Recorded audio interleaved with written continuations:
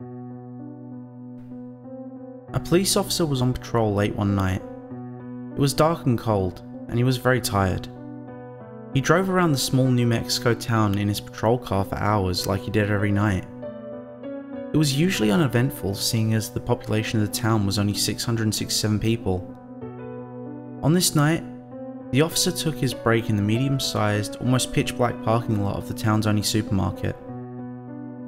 He sipped on his coffee as he checked through the police computer for anything worth looking at.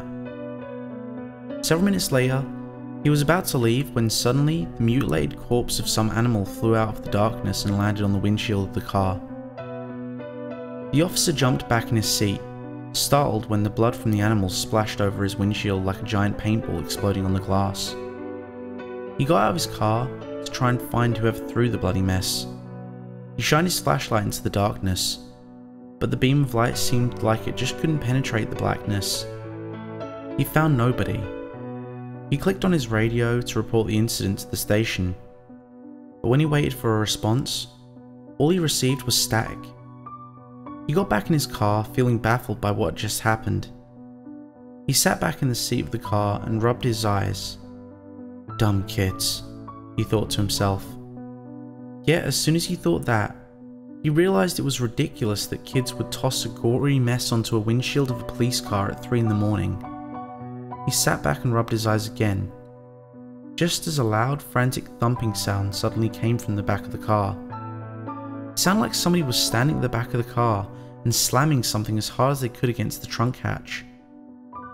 The policeman jumped in his seat and quickly hopped out of the car, snapping on the flashlight and shining it towards the back of the car. What he saw made no sense. A tiny toddler sat with their back facing him at the back of the car. It made no sound. It didn't move a millimeter.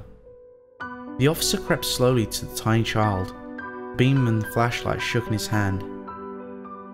He kept moving slowly to the back of the car, frightened, despite the harmless young child sitting there. What could happen? He finally made it to the toddler, and he wasn't sure how long it took him to move 10 feet to get there. He slowly reached down to the child, his hand shaking. He just barely touched the tiny kid's shoulder when its head turned around with a lightning-fast jerk.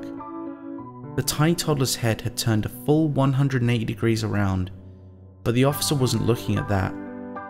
He was looking at his face. It was pure darkness. Something unable for somebody to fully describe, let alone understand. 2 red shining lights were where the toddler's eyes should have been, but the rest of its face was completely black. The officer was trapped in complete and utter terror. His gaze was fixed on those malevolent, evil eyes. All he saw was the lights shining brighter, brighter and brighter still, until he was completely blinded. In this moment, his radio let out a sharp, high-pitched, ear-piercing sound. The officer fell to his knees, clutching at his throbbing ears.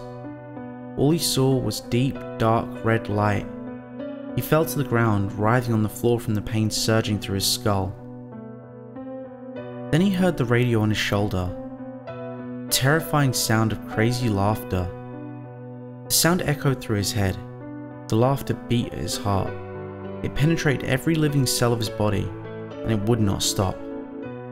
Finally gathering what little strength he had, the officer stood up and ripped the radio off his shoulder.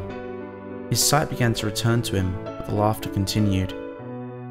He realized he now heard the laughter in his own mind, and he couldn't stop it.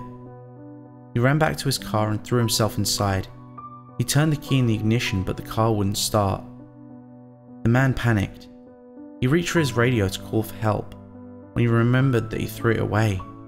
He pounded on the car's horn as hard as he could, hoping he could draw the attention of someone, anyone that could help. He pounded on the horn as loud as he could, and suddenly the headlights of the car came on.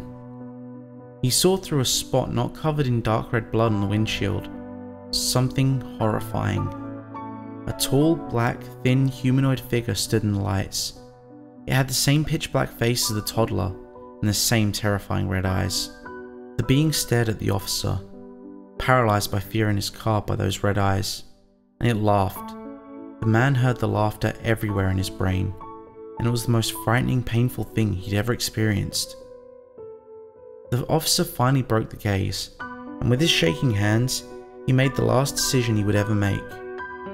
Though he wasn't looking at it, he could feel the dark presence of the creature getting closer to him.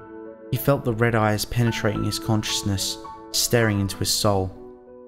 He reached down to his waist, pulled his gun out of his holster, put the barrel in his mouth and pulled the trigger. Hours later that morning, another police cruiser found the car in the parking lot that the cop had been in. The car was inspected, and inside there were no bloodstains or any trace of the policeman. A fully loaded police-issue pistol was on the seat. The missing officer was never found. That day, the small New Mexico town's population went down to 666.